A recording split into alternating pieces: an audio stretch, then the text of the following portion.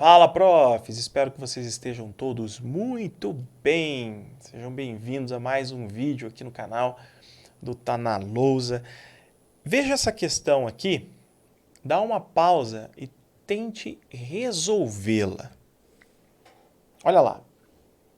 É uma ferramenta avaliativa que tem como função definir e explicitar as expectativas de aprendizagem em relação a uma determinada tarefa por meio de uma tabela a que todos os estudantes têm acesso. Opa, tabela. Serve para dar objetividade a critérios de avaliação. Maravilha. Que sempre devem ser explicados para a turma antes do início da atividade. É, portanto, um método complementar às diferentes formas de avaliação usadas em escolas, como as tradicionais provas escritas e as listas de exercícios. Trata-se da... E aí? Trata-se da... Muito bem, se você respondeu, rubrica avaliativa está correto. Vamos entender o que significa isso, essa rubrica avaliativa. Então, esse vídeo, essa pílula, é justamente para você ter aqui rapidamente do que se trata esse método complementar de avaliação. Então, veja, é uma ferramenta avaliativa, é um método complementar às diferentes formas de avaliação usadas em escolas, como, por exemplo, provas escritas e listas de exercícios, tá bom? Então, é um método complementar, é uma forma diferente para que a gente não fique ali dependendo apenas de provas tradicionais, não é? Qual que é a função dessa ferramenta, desse instrumento?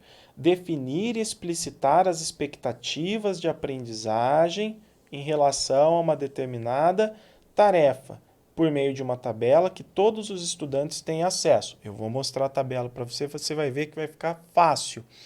Então, nesse primeiro momento, nós estamos vendo quais são ali as características, funções, etc., para que, se cair na tua prova, você bate o olho e já responde. Qual que é a utilidade? Dar objetividade a critérios de avaliação, que sempre devem ser explicados para a turma antes do início da atividade. Estudando Lucchesi, Libânio, dentre outros autores que falam sobre avaliação, a gente sempre lê isso, não é? Então, o que eu vou avaliar do aluno, ele tem que saber. Eu não posso ensinar uma coisa e avaliar outra. O aluno não pode ir para uma prova sem ter noção do que será avaliado, do que se espera dele.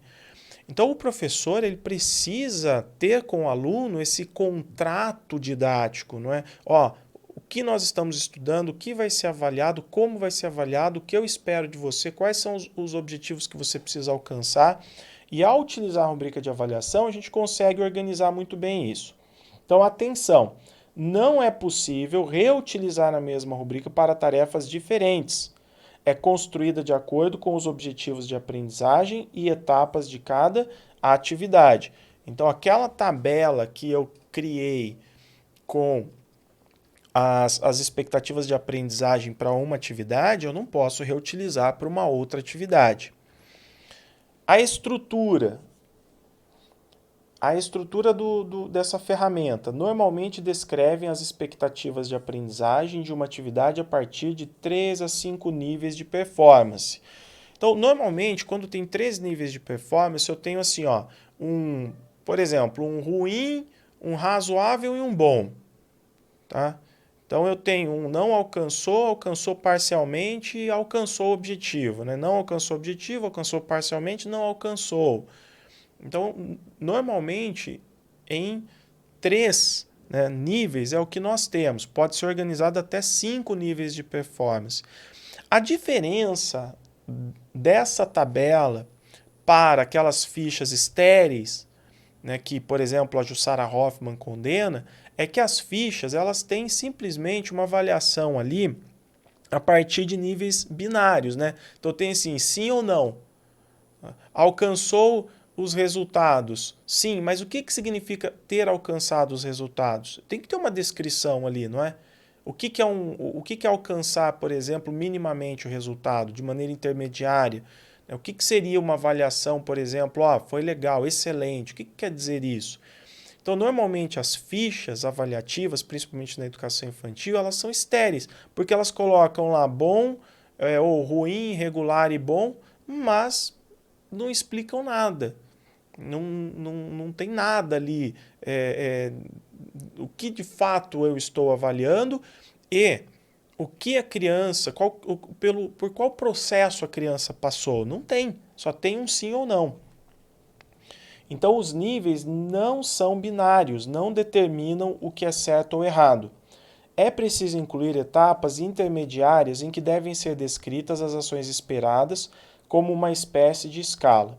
Ainda, a atividade deve ser dividida em dimensões ou critérios avaliativos que contemplem as habilidades necessárias para realizá-la, que é o que eu vou mostrar para vocês.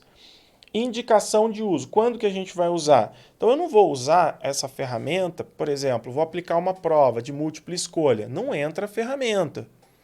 Agora, se eu vou realizar trabalhos mais complexos, como seminários, projetos, debates, redações, entregas multimídia, no caso, produção de texto, aí sim.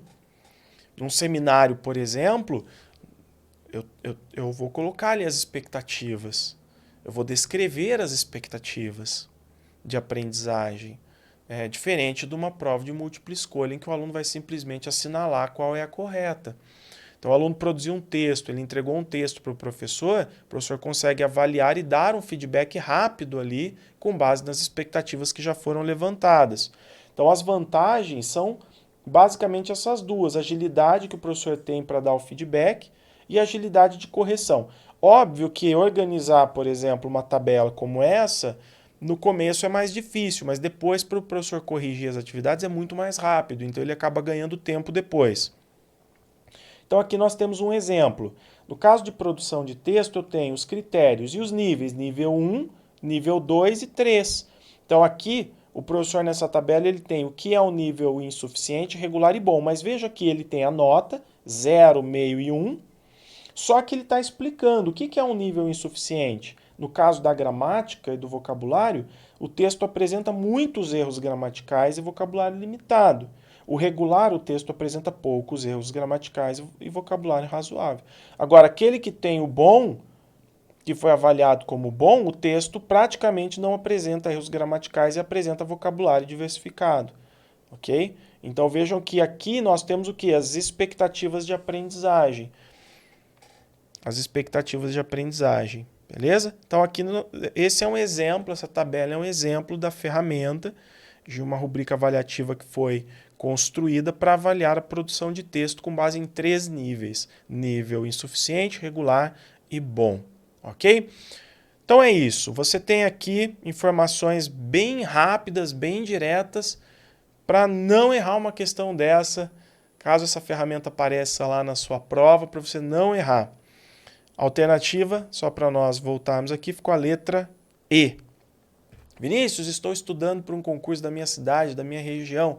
Entre em contato com o Tá na Lousa para a gente te direcionar, para a gente te ajudar a estudar para o seu concurso. Nós temos diversos materiais, tanto preparatórios, pagos, extremamente acessíveis e muito ricos em conteúdos, como também conteúdos gratuitos no canal do YouTube. Então a gente pode te direcionar de diversas formas. Vai fazer um concurso? Está esperando oportunidades para 2025?